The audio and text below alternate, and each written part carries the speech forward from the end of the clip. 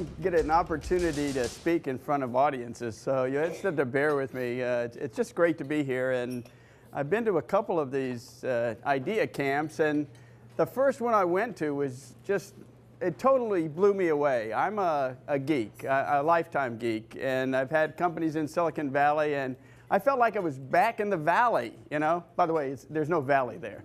But I really felt comfortable being around people that are good-spirited, you know, enthusiastic, are entrepreneurial, and so I can't miss this thing. I'm addicted to it already. Marta asked me to talk about something I'm doing now, the Business Innovation Center. A little bit about me.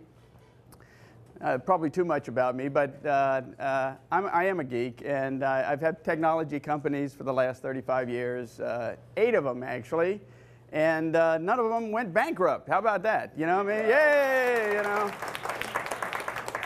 But for some reason, I figured out how to just dodge everything, and you know, that's really the secret of entrepreneurship. How many in the audience, can I have a show of hands of anybody here that has their own business, started their own business?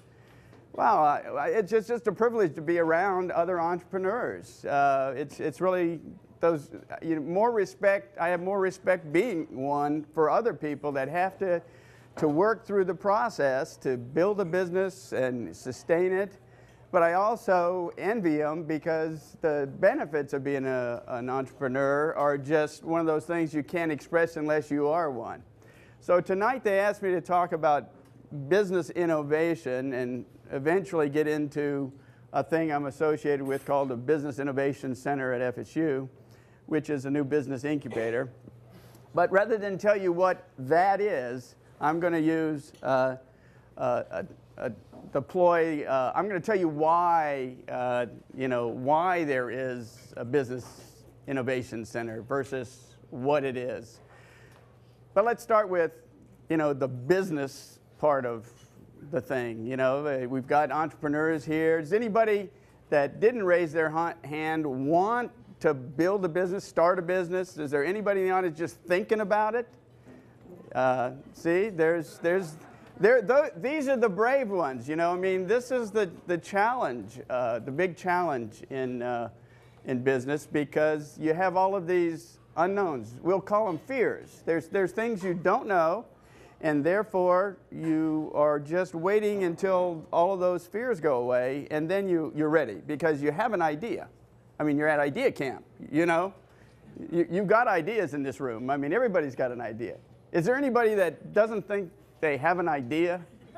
I mean, you know, I mean, this is one of those things that kind of like breathing, we get the privilege of having ideas as human beings, you know.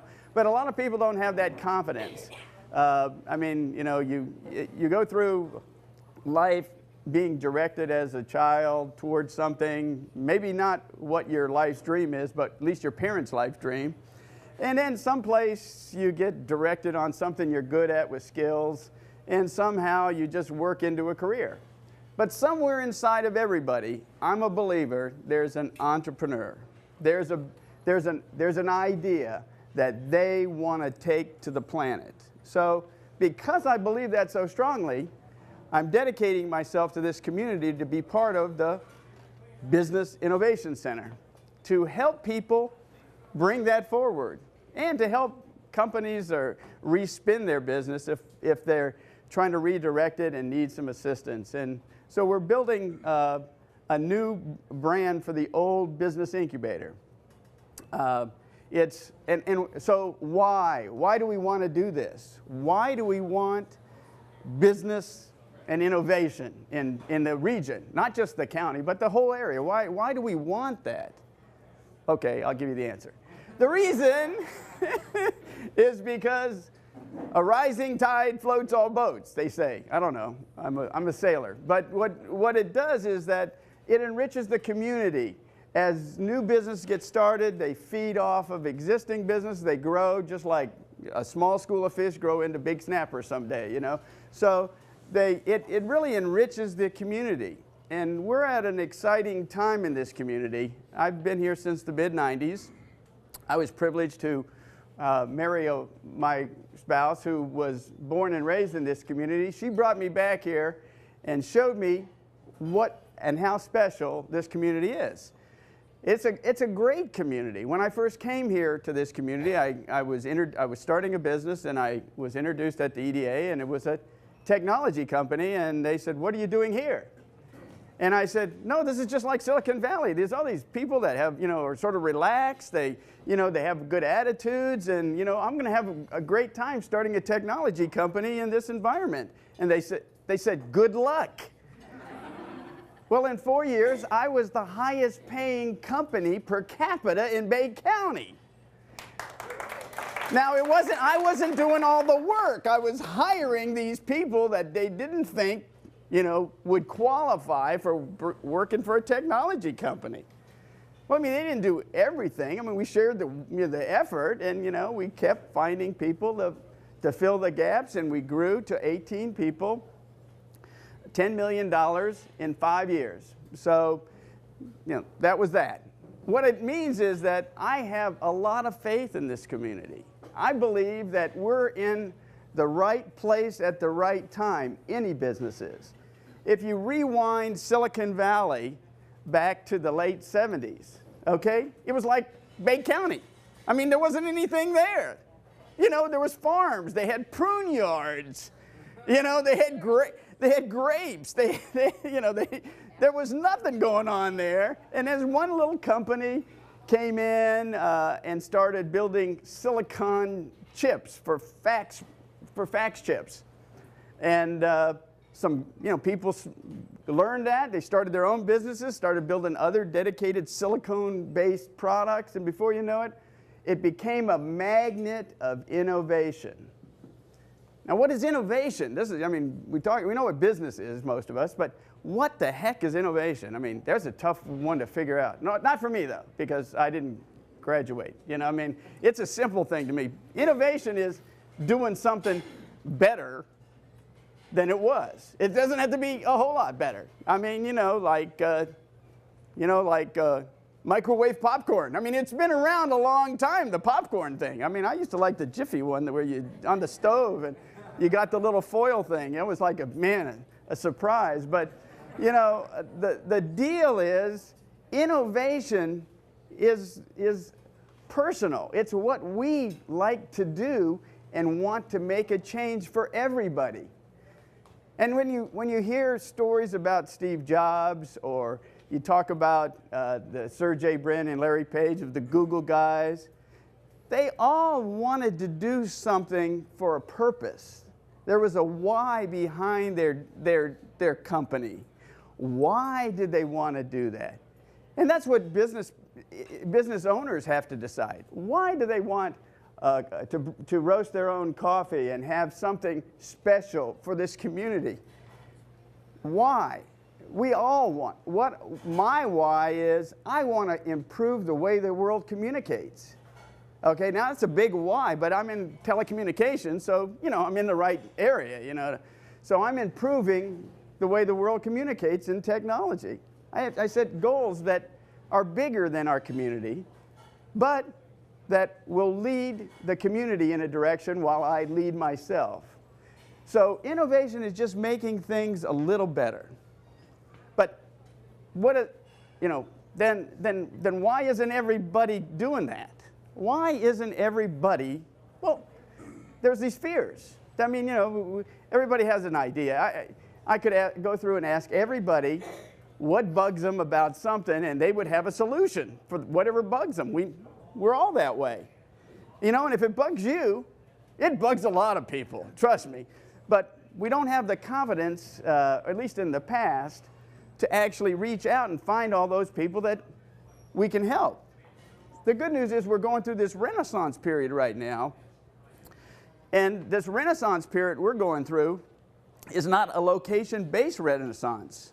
Yeah, we're kind of the new Florence, but we're virtual. We're going to be able to reach out no matter where they are. We don't have to go there. We're here, and the web takes us there.